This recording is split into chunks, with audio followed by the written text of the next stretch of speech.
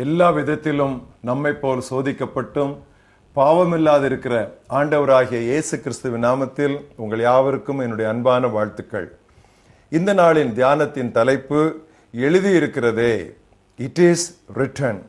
வாசிக்க வேண்டிய பகுதி மத்தேயு 4ஆம் அத்தியாயம் முதல் 11 வசனங்கள். இயேசு பிசாசினால் சோதிக்கப்படுவதற்கு ஆவியானவராலே வனாந்தரத்திற்கு கொண்டு போகப்பட்டார். அவர் இரவும் பகலும் 40 நாள் உபவாசமாய் இருந்த பின்பு அவருக்கு பசியுண்டாயிற்று. அப்பொழுது சோதனைக்காரன் அவரிடத்தில் வந்து, நீர் தேவனுடைய குமாரனே ஆனால் இந்த கல்லுகள் அப்பங்களாகும்படி சொல்லும் என்றான்.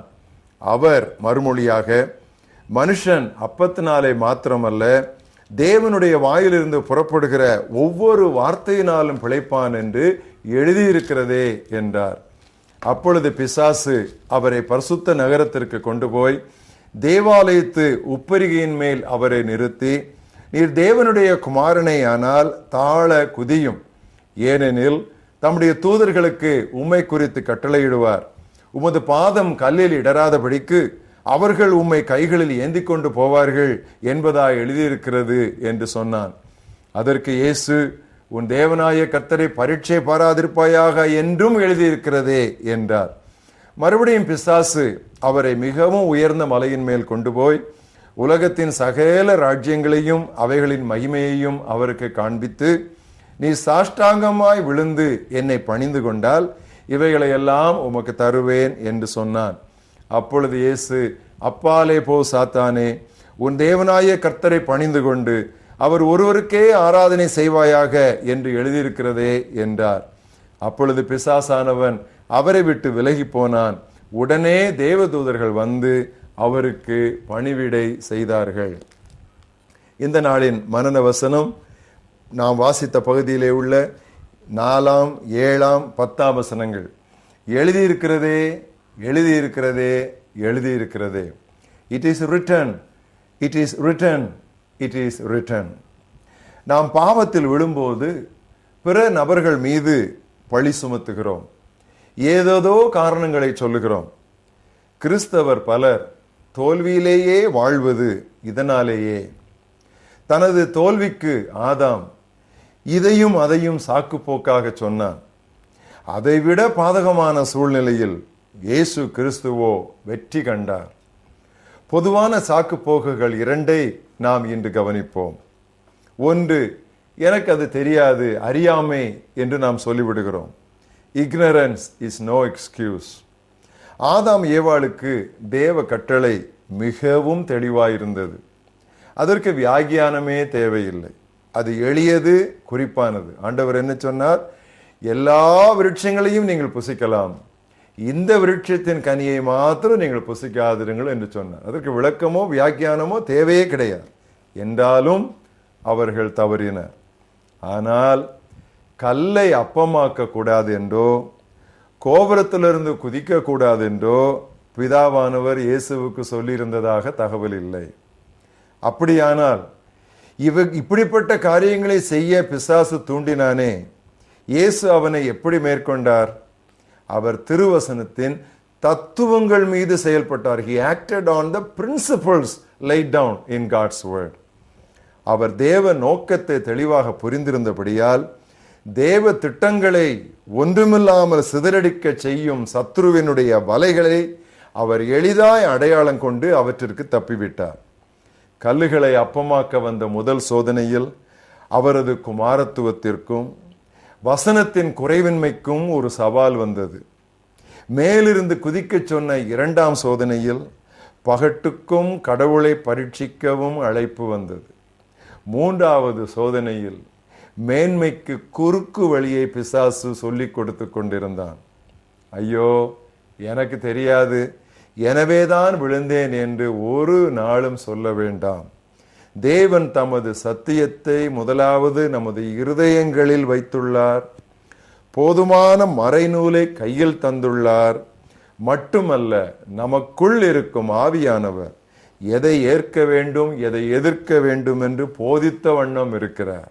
ஒவ்வொரு காரியத்திற்கும் தனித்தனியே ஒரு கட்டளை தேவையில்லை. எனவே அறியாமை என்ற ஒரு வார்த்தை சொல்லி அதை ஒரு சாக்கு போக்காக காட்டுகிற பழக்கத்தை நாம் நிறுத்துவோம். இரண்டாவது, நாம் பொதுவாக சொல்லுகிற ஒரு சாக்கு போக்கு, அடுத்தவர், மற்றவர், அவர்தான் நான் இந்த பாவத்தை செய்ய காரணமாக இருந்தார் என்று சொல்லிவிடுகிறோம். Tempters are no excuse.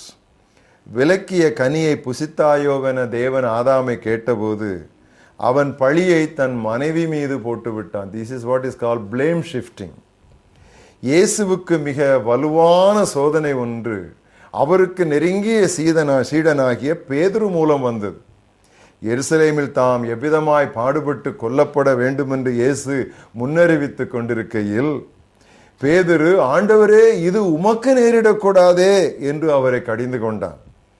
சிலுவையை தவிர்க்க சத்ருவின் தந்திரத்தை இதில் அடையாளம் கண்ட இயேசுவோ பேதுருவை நோக்கி, எனக்கு பின்னாக போ சாத்தானே என்று சொல்லிவிட்டார். தனக்கு மிகவும் நெருங்கிய ஒரு சீடன் சொன்னான் என்பதால் நொடிப்பொழுதும் இயேசு அப்படிப்பட்ட காரியத்தை மதித்தார் இல்லை. ஏவாள் அந்த பழத்தை ஆதாமிடம் கொடுக்கையில் இதைத்தான் அவன் செய்திருக்க வேண்டும். அப்பாலே போ சாத்தானே என்று சொல்ல வேண்டியவன் அருகில் வா சாமந்தியே என்றானோ? நாம் உயிருக்குயிராய் நேசிப்பவரிடமிருந்தும் நமக்கு சோதனை வரலாம். சற்றும் எதிர்பாராத இடத்திலிருந்தும் சோதனை நம்மை சந்திக்கலாம். The most unexpected person and the most unexpected place may be the source of our temptation. என் மகனே, பாவிகள் உனக்கு நயம் காட்டினாலும் நீ சம்மதியாதே என்று நீதிமொழிகள் 1:10 வாசிக்கிறோம். அடுத்த முறை உங்களுக்கு ஒரு சோதனை வரும் பொழுது அங்குமிங்கும் திரும்பாமல், எனக்கு தெரியாது என்று சொல்லாமல், அடுத்தவர் மீது பழி போடாமல், எழுதியிருக்கிற திருவார்த்தைக்கு அடிபணிந்து, வார்த்தைக்கு வெளியே இடதுபுறம் வலதுபுறம் நான் செல்ல மாட்டேன் என்று உங்களுக்கென்று ஒரு வரம்பையும் நீங்கள் வைத்துக்கொண்டு, தேவகுமாரன் பிசாசினுடைய அடுத்தடுத்த சோதனைகளை எப்படி மேற்கொண்டாரோ அப்படி நீங்கள் மேற்கொள்ளுங்கள். அவர்தாமே சோதிக்கப்பட்டதினாலே சோதிக்கப்படுகிற நமக்கு உதவி செய்ய அவர் வல்லவராய் இருக்கிறார். எங்கள் மகா பெரிய தேவனே, இந்த அருமையான தியானத்திற்காக நாங்கள் உமக்கு நன்றி சொல்லுகிறோம். உம்முடைய குமாரனா இயேசு கிறிஸ்து எல்லா விதங்களிலும் எங்களைப் போல சோதிக்கப்பட்டாலும் எழுதியிருக்கிற உம்முடைய திருவசனமாகிய பட்டயத்தை கொண்டு பிசாசை அவர் தாக்கி வெற்றி மேல் வெற்றி அடைந்தது போல நாங்களும் எங்களுடைய வாழ்க்கையிலே ஏற்கனவே வாசித்த வசனங்கள், தியானித்த வசனங்கள், மனனம் செய்த வசனங்கள், இவை எல்லாவற்றையும் ஆவியானவர்களுக்கு நினைவுபடுத்தும் பொழுது அதுதான் உம்மிடத்திலிருந்து வருகிற உடனடி உதவி என்று அதை அப்படியே பற்றி பிடித்து கொண்டு எழுதியிருக்கிறதே எழுதியிருக்கிறதே எழுதியிருக்கிறதே என்று சொல்லி சாத்தானுக்கு விரோதமாக குரல் எழுப்பி முற்றும் ஜெயம் கொள்ளுகிறவர்களாய் நாங்கள் வெளிவர எங்களுக்கு உதவிதாரும். இந்த தியானத்திற்காக நாங்கள் உண்மை ஸ்தோத்திரிக்கிறோம். எங்களுடைய வாழ்க்கையிலே மற்றவர்கள் மீது நாங்கள் பழி போட்டு கொண்டு இருக்கிற அந்த கெட்ட பழக்கத்தை எங்களை விட்டு நீர் நீக்கி போடும் ஆண்டவரே. எங்களுடைய விழுகைக்கு நாங்களே பொறுப்பு என்று எங்கள் மேல் ஏற்றுக்கொண்டு தற்பரிசோதனை செய்து ஏன் விழுந்தோம் என்று கற்றுக்கொண்டு அதிலிருந்து வெளிவர கர்த்தர் எங்களுக்கு உதவி செய்வீராக. ஜெயம் கொடுக்கிற தேவா, உம்மை ஸ்தோத்திரிக்கிறோம். இயேசு கிறிஸ்துவின் நாமத்தில் பிதாவே, ஆமென்.